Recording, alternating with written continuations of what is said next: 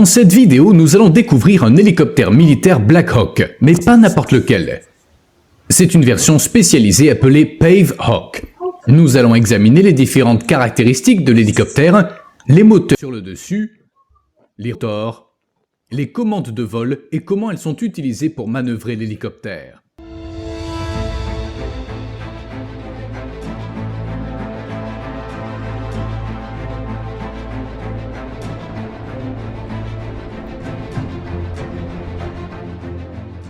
Voici une version spécialisée de l'hélicoptère Black Hawk.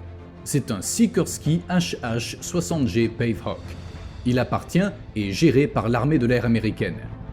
Il est utilisé depuis le début des années 1980.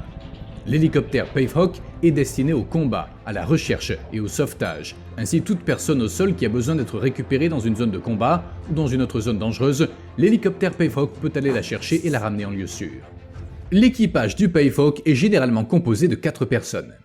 Un pilote, un copilote et 2 aviateurs de mission spéciale, également connus sous le nom d'ingénieurs de vol.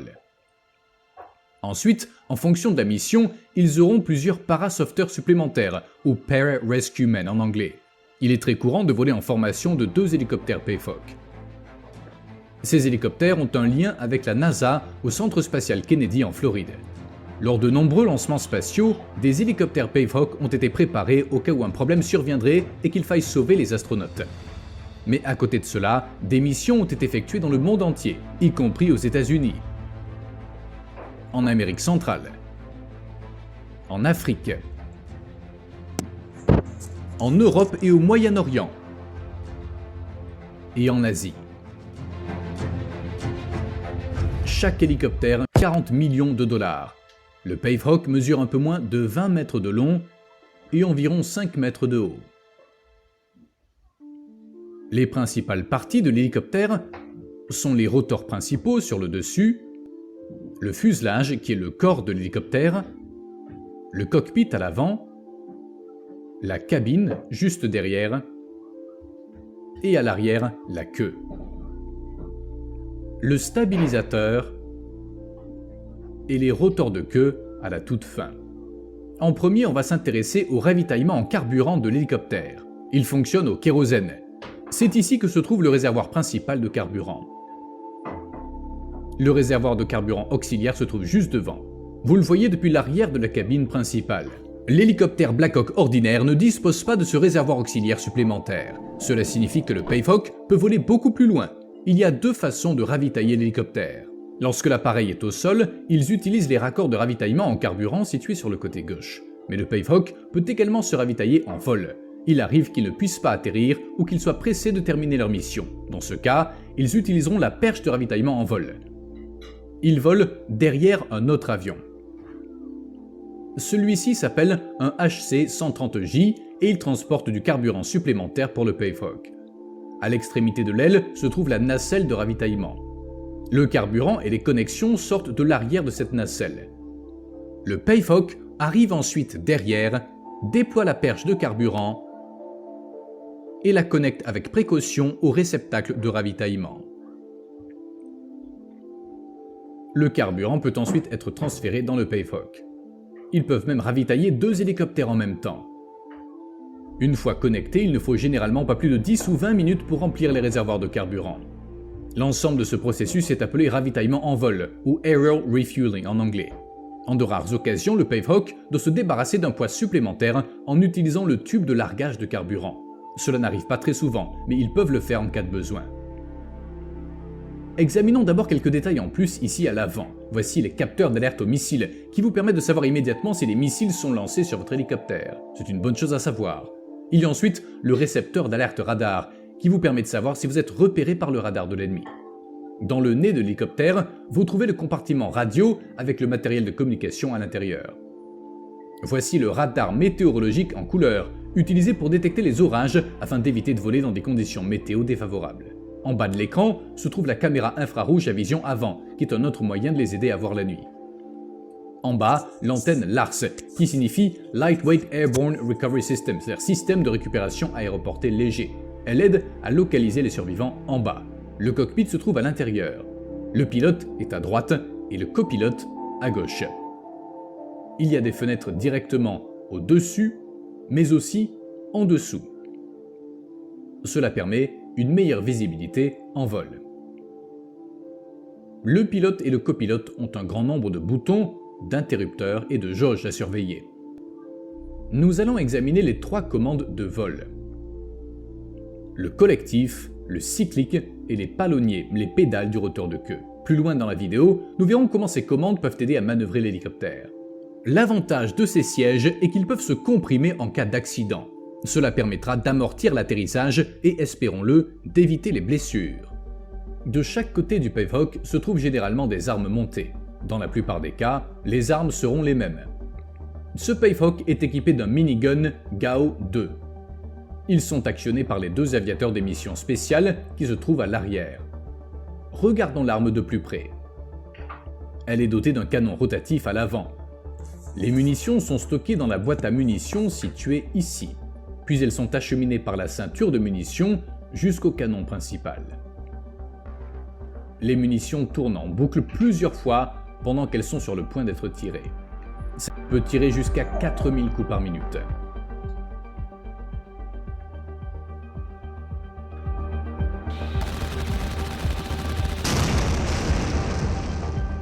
On accède à la cabine en ouvrant les portes coulissantes sur le côté. À l'intérieur de la cabine, au plafond, se trouve la barre FRIES, qui signifie système d'extraction et d'insertion rapide par corde. Les barres peuvent s'étendre de chaque côté de l'hélicoptère. Une corde épaisse, appelée corde lisse, est ensuite attachée à l'extrémité. Les parasofters peuvent alors glisser rapidement jusqu'au sol. C'est idéal pour les situations où le Pavehawk ne peut pas se poser au sol. Parfois, on doit ramener les survivants dans l'hélicoptère. Dans ce cas, on utilise le palan. C'est un système de câble hydraulique permettant de remonter les survivants du sol. La longueur du câble est de 61 mètres et la limite de poids est de 272 kg. Voici les seaux de paillettes et de leurre, situés de part et d'autre de l'hélicoptère. Les seaux de leurre sont ceux qui sont tournés vers l'avant, et il y en a 2 autres à l'avant également. Lorsqu'ils sont tirés, ils ressemblent à des feux d'artifice, mais leur véritable objectif est de confondre les missiles à tête chercheuse et d'espérer sauver l'hélicoptère. Les seaux de paillettes sont orientés vers le haut et vers l'arrière. Ils projettent de minuscules morceaux de métal dans le rotor de queue pour créer un nuage de paillettes. On dirait une légère fumée. L'objectif est de brouiller les radars de l'ennemi. Cette zone s'appelle la baie de transition arrière, qui sert essentiellement à stocker davantage d'équipements électroniques. Sur le côté du Pavehawk, il y a quelques marches. Ce sont de bons appuis qui facilitent grandement la montée sur le toit pour effectuer la maintenance et les vérifications avant le vol de l'hélicoptère. Le Pavehawk est équipé de 2 moteurs. Il s'agit de moteurs General Electric T701C. On les appelle des turbomoteurs. Le moteur aspire l'air par l'avant, le réchauffe et le comprime, ce qui fait tourner l'arbre au milieu. Comparez maintenant cette situation à celle d'un turboréacteur d'avion. Il fait entrer l'air par l'avant, le comprime, le chauffe et au lieu de faire tourner un arbre au milieu, il prend cet air chaud et le projette à l'arrière. C'est ce qui fournit la poussée qui fait avancer l'avion. Ça, c'est le turboréacteur, mais sur l'hélicoptère, on n'a pas besoin de cette poussée pour avancer. C'est pourquoi on utilise 2 turbomoteurs pour faire tourner les arbres, qui travaillent ensuite ensemble pour faire tourner les pales du rotor principal. N'oubliez pas les rotors de queue à l'arrière, ils sont propulsés par les mêmes moteurs. Les 2 moteurs font également tourner un arbre qui remonte tout le long de la queue jusqu'au rotor de queue. Au milieu se trouve le groupe auxiliaire de puissance, ou GAP. Il s'agit du petit moteur qui fournit l'énergie électrique à l'hélicoptère. Le GAP est également responsable du démarrage des turbomoteurs principaux. Au centre, nous avons nos 4 rotors principaux. Ce sont comme les ailes de l'hélicoptère. Lorsque l'air circule suffisamment vite, il génère une portance. On pourrait générer plus de portance en faisant tourner les pales plus rapidement. Certains hélicoptères ou drones jouets fonctionnent de cette manière. Mais ce n'est pas comme ça que fonctionnent les hélicoptères grandeur nature. Les rotors du dessus tournent à une vitesse constante. Elles ne changent pas beaucoup une fois que les moteurs tournent à plein régime.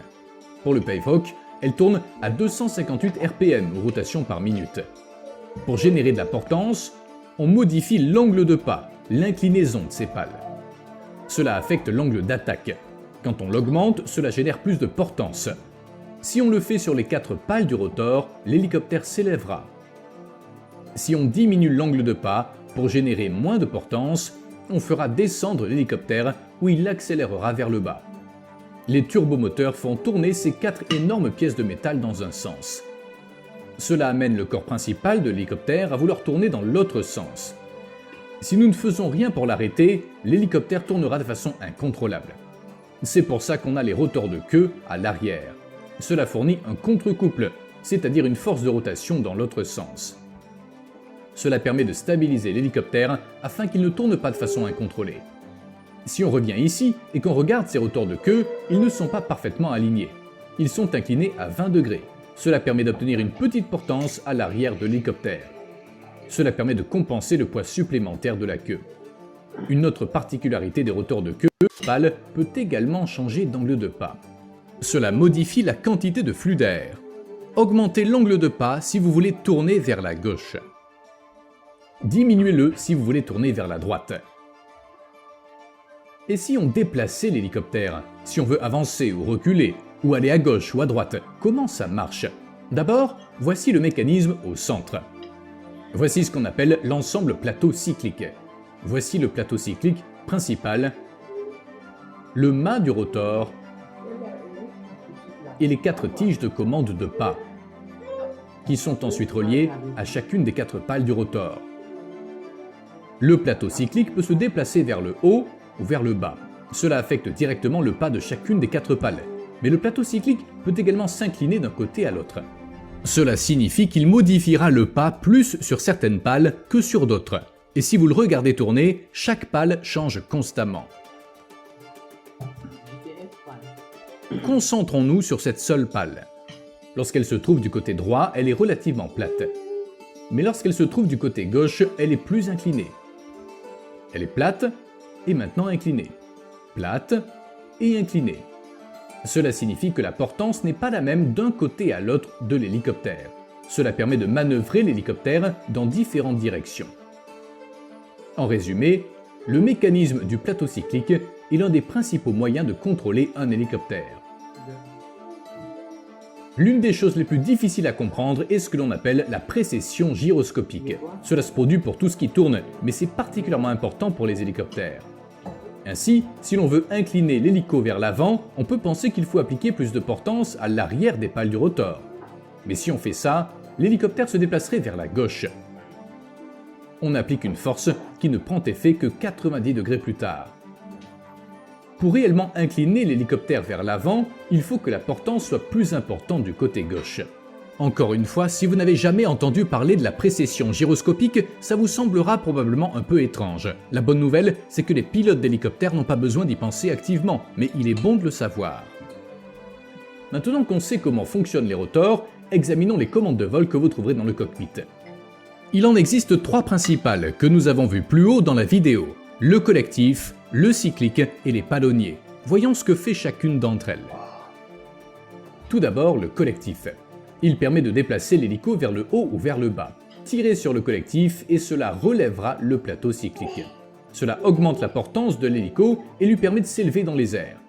En appuyant sur le collectif, le plateau cyclique s'abaisse et l'hélicoptère génère moins de portance afin de descendre. La commande centrale est appelée le cyclique. C'est utilisé pour déplacer l'hélico vers l'avant, l'arrière, la gauche ou la droite. Déplacez la commande, ce qui fera basculer le plateau cyclique et provoquera une portance inégale d'un côté, ce qui fera bouger l'hélico. Cela permet d'ajuster automatiquement la précession gyroscopique. Le pilote n'a qu'à déplacer le cyclique dans la direction où l'hélico doit aller. En bas se trouvent les palonniers, qui utilisent bien sûr les rotors de queue pour faire tourner l'hélico vers la gauche ou vers la droite. On parle également de contrôle du lacet ou de l'axe de rotation vertical. Si on appuie sur le palonnier de gauche, le pas des pales du rotor de queue augmente, ce qui fait tourner l'hélico vers la gauche. Si on appuie sur le palonnier de droite, on diminue le pas, ce qui fait tourner l'hélico vers la droite. En résumé, on a le collectif qui fait monter ou descendre l'hélico, le cyclique qui déplace l'hélico vers l'avant, vers l'arrière ou d'un côté à l'autre, et les palonniers qui permettent de faire tourner l'hélicoptère à gauche ou à droite. À ce stade, je tiens à préciser que ces trois commandes, le plateau cyclique et bien sûr la précession gyroscopique, ne sont pas propres au Pavehawk. C'est comme ça que fonctionnent la plupart des hélicoptères en général. L'hélicoptère Pavehawk doit parfois être transporté vers une autre destination. Avant d'en arriver là, il y a quelques préparatifs à faire. Les quatre pales du rotor principal peuvent se replier vers la queue puis être fixées. Les rotors de queue sont repliés ainsi que le stabilisateur. Désormais, le Pavehawk occupe beaucoup moins d'espace et peut être placé à l'intérieur d'un autre avion. Voici un C-17. Il peut accueillir 2 hélicoptères Pavehawk. Aujourd'hui, cette fonction n'est pas très utilisée, mais le Pavehawk a également la possibilité de replier la queue, ce qui permet de réduire encore la taille de l'appareil dans certains cas extrêmes. Le HH-60G Pavehawk vole depuis près de 40 ans. Dans un avenir proche, il sera remplacé par le HH-60W Jolly Green 2. Cela permettra d'apporter de nombreuses améliorations à l'électronique, au système de carburant, au moteur, au blindage et bien sûr au système d'armement. Je m'appelle Jared. Je réalise des animations 3D sur le fonctionnement des choses. Pour être notifié des prochaines vidéos, cliquez sur le bouton d'abonnement ici ou sur ces cartes